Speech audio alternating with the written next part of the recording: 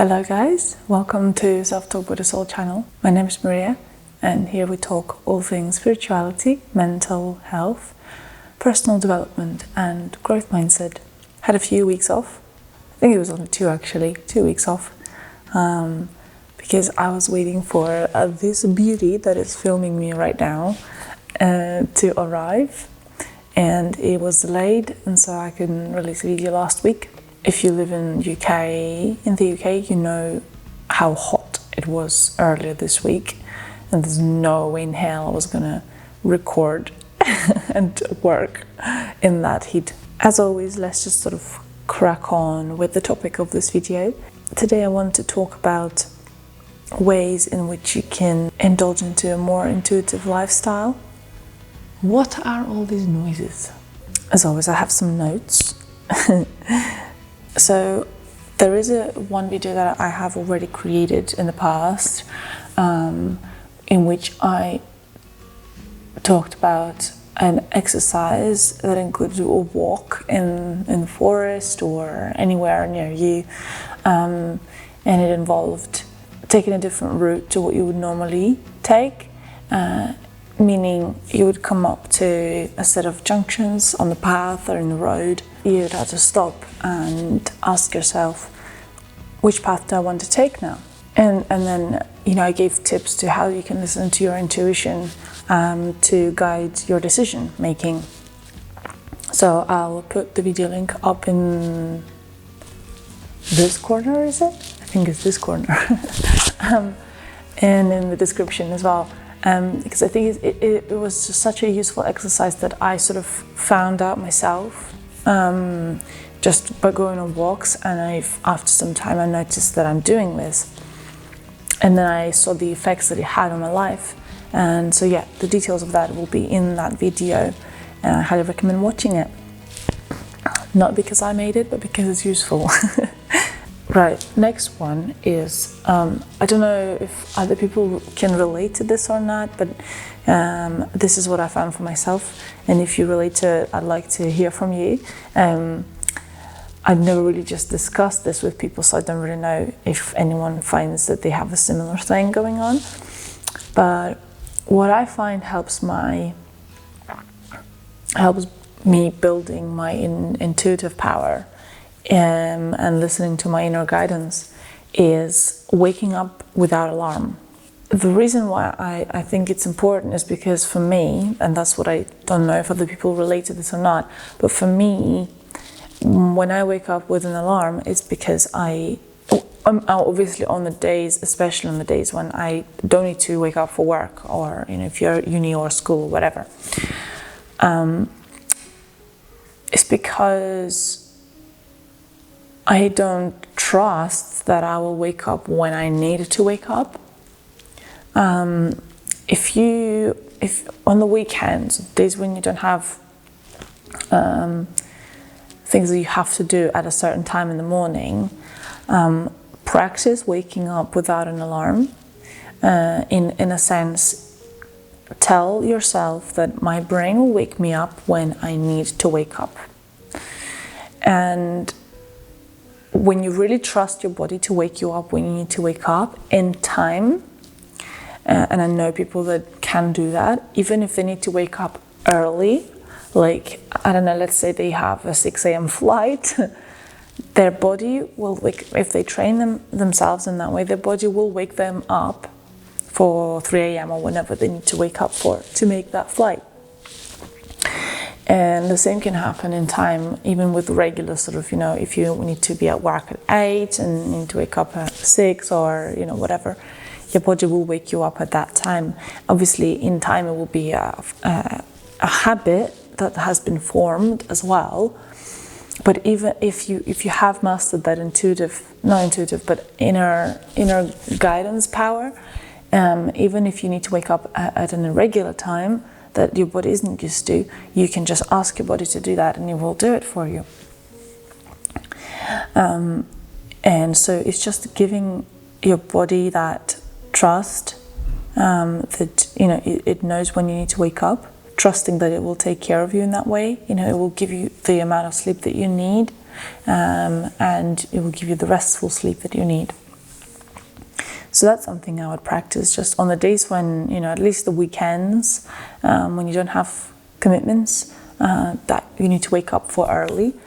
Start practicing waking up without alarm, but before you go to sleep, talk to yourself and say, my body will wake me up when I need to wake up.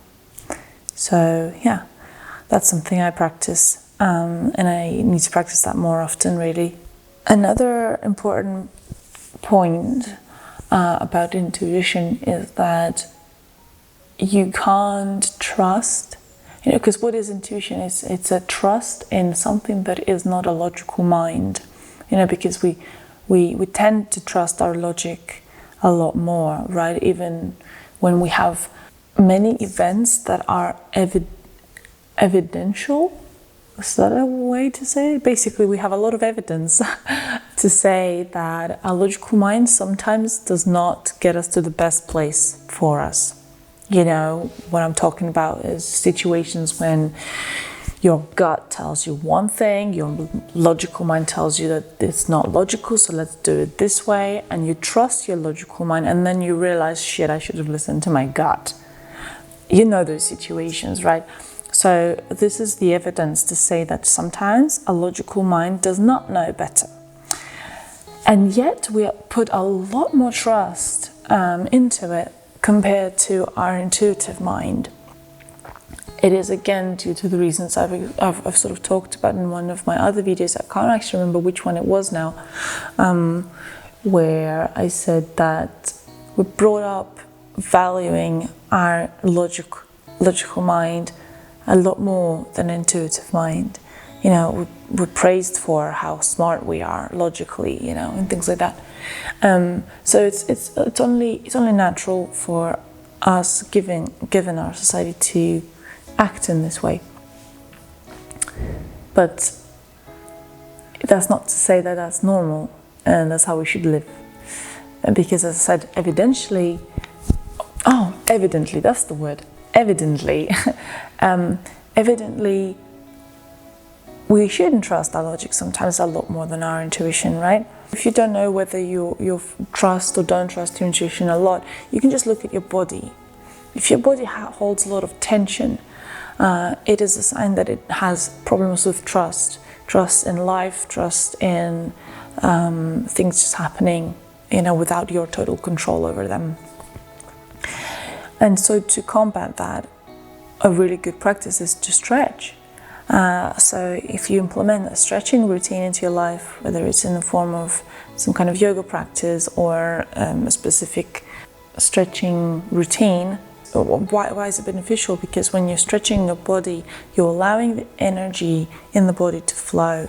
And when you're holding physically less tension, there's less tension in the mind and a lot more flexibility of the mind. These things are all interlinked. So if you practice flexibility of the body, you will also be able to practice flexibility of the mind a lot more. So especially if you hold a lot of tension in the body, you will struggle to trust in life a lot more. So that is something that you can physically do to help yourself live more intuitive life. When you listen to your body and you stretch it because it needs stretching, I think that will also help with intuition. The same as with sleep, we need to be rested, not like I am today. I am definitely not rested. We need to be rested and feel like we are full of energy to process life better. And another tip, if you like, is sort of connected to the first one that I've talked about. So when you're going on a walk and you're asking yourself, which path should I take? That is one way to do it. So you're asking your body, where do I want to go? Another way to really shake up that logical mind is to, let's say you are going to work or just going on a walk on a familiar route. I'm going on a walk. So tired. Another way to do this is to forcefully take a different route. So in the first exercise, we're sort of allowing our body to guide us into a more pleasurable route for the body, even if it's not the route that you normally take might not be the route that your body wants to take. So that's kind of you listening to your body and your guidance. Whereas in this exercise, you're forcefully doing what you don't want to do. And what that helps to achieve is shaking up those brain neurons, because if we're accustomed to do something one way or another, whether it's our behavior or in relationships or physical behavior or way of thinking, when we are doing something extremely different to what we normally do, which especially doesn't make sense to a logical mind, we're shaking up those neural connections in the mind, in the brain, allowing for expansion and for new neurological connections to take place. As long as you're doing it at a comfortable pace, expanding your discomfort or expanding your comfort zone, meaning you're going into the discomfort, is a very, very beneficial thing for growth. So highly recommend doing that. Something that I think a lot of people will benefit from, especially nowadays with, a lot of the dieting culture and, all the different variety of diets, this is the healthier way to eat, or that's the healthier way to eat. And, we've got all these Mediterranean diets and vegan diets and Scandinavian diets and carnivore diets and all these sorts of things. My opinion of eating has changed a lot, but whatever your opinion is, it is a very beneficial practice for yourself to tune into that intuitive eating, meaning finding out what it is that your body likes, not your mind, but your body. I'm still in the very early stages of practicing that myself. I find it very difficult due to some past eating disorders and health conditions that make me struggle a bit with food. But what I have been noticing sometimes is I might be eating something that I really like, I really enjoy, but when I'm about to eat it, or I smell it, or I'm just about to put it in my mouth, I have this weird feeling in my throat, almost like a constriction. And when I noticed that, it kind of made me think, maybe it's my body telling me that it doesn't want this food, it could be for many reasons. As I said, I'm yet to explore that, but there could be many different signs like that for you and in your body that would tell you that maybe your body doesn't like what you eat. And it could be the healthiest of foods, it just may not suit your body, right? As I said, that's why I think sticking to any specific diet for the sake of, this is a healthy way to eat, because my logical mind told me so, or logical scientists told me so, it's really not the best way for your body sometimes, You can't fit every single body and every single day that body is alive with one idea, If you say that, avocados are healthy, they are healthy, yes, and they've got a lot of healthy fats in them that especially women need, but maybe you have intolerance to fiber at this stage of your life, and avocados have a lot of fiber. You shouldn't be eating them then in large amounts, if at all. And these things like that, there's so many nuances to food that we just logically, personally, I struggled for years to make sure that my diet is optimized so that I feel good, so that I feel like I'm nourished and I feel energetic from the food that I eat. It's been a struggle because there's so many different sciences that are bombarding us every single day. You have to understand that science is all paid for, right? and it's paid for by companies and organizations that would benefit from the science that is being conducted. That is why you can find science that says veganism is very healthy, and you can find science that it says that it's not as healthy. And who the hell is right, you know, because there is apparent proof to both.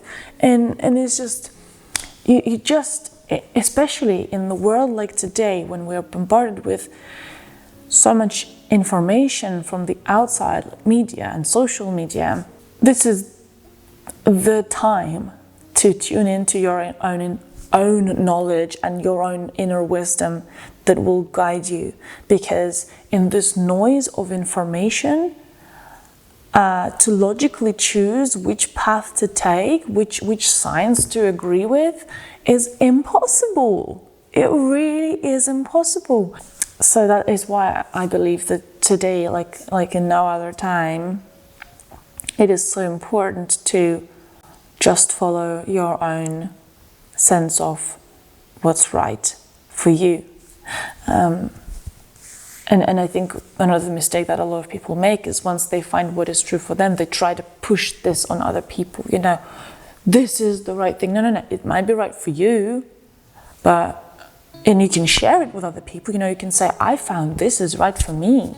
And you can even say to them, maybe you will find that this is right for you too if you try. That is the maximum thing you can say and do. If you're going to start pushing your ideas onto other people, they will push against.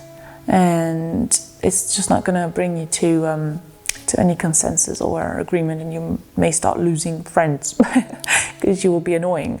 So don't do that.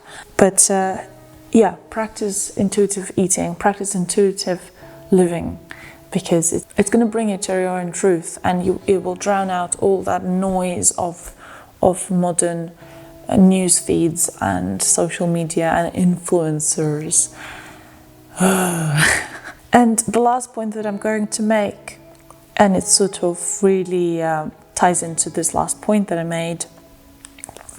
Before you ask someone else's opinion on anything, ask yourself first.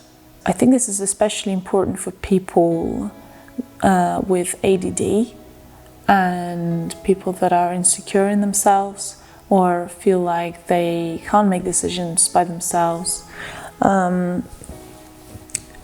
I used to be that person.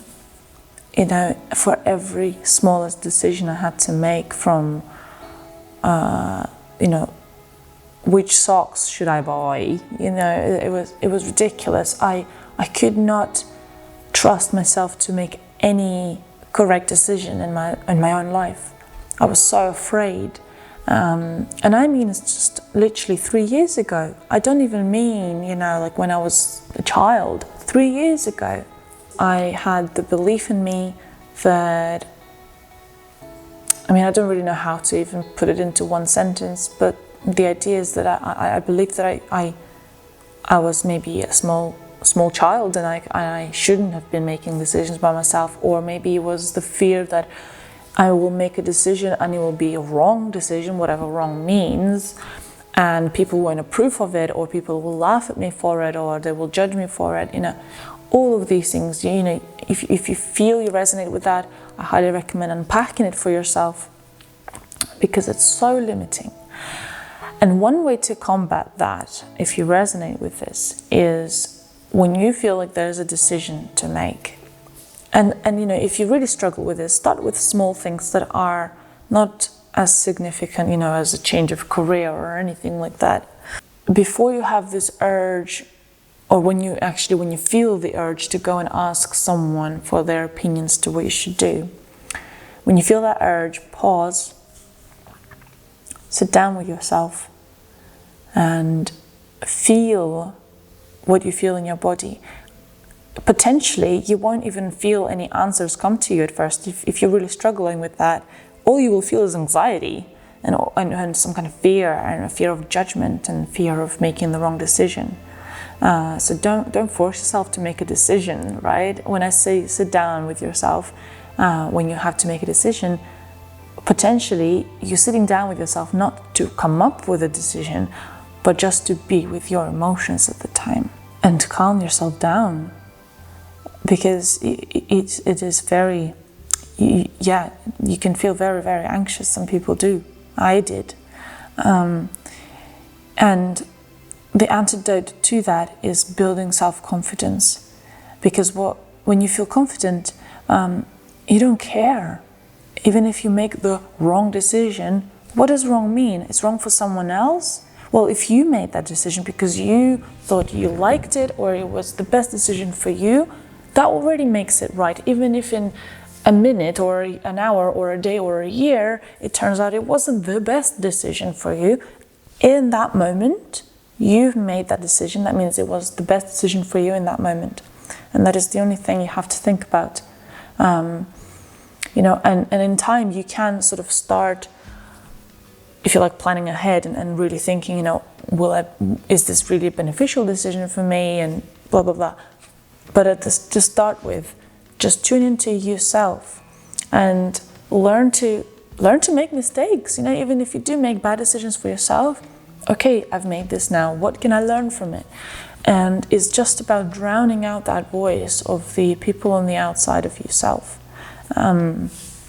If there is someone in your life who tends to judge you or put value to your decisions. So it's just about coming back to yourself and your own inner guidance and your own inner voice. And whatever you feel is right, your own inner wisdom tells you is right for you, that is the right thing. But start small. Start with just sitting with whatever is already there. And don't try to force yourself to do anything in the wrong time.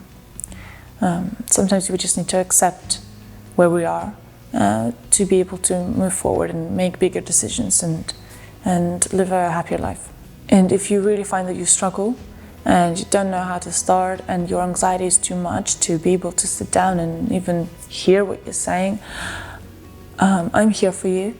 I've been there myself and I've taken myself out of that state. So if you feel you're struggling and you need someone to help you and you resonate with me and, you know, I make you feel safe and comfortable, and I hope I do, I would love to help you. So just drop me a message or a comment on my post or under this video, or email me. I think it should be in the about of this YouTube channel. So just get in touch. And if you really are willing to start making a change in your life to be more fulfilled and come out of that victim mode, it's a very disempowering place to be. So if you really want to start taking charge of your life and feel like you have some control over your life and yeah, be that confident self that you want to be, to have the things that you want to have and to feel what you want to feel in this life, you really need to start making these changes. And if you struggle, I'm here for you. Thank you so much for tuning in. I really do try to stick to making these videos every single week. Sometimes things get in the way, but I fall and I get back up. And that's all I can do. So thank you so much for being on this journey with me. Please like this video if you enjoy this content, subscribe to not miss any new content, and I will see you in the next one.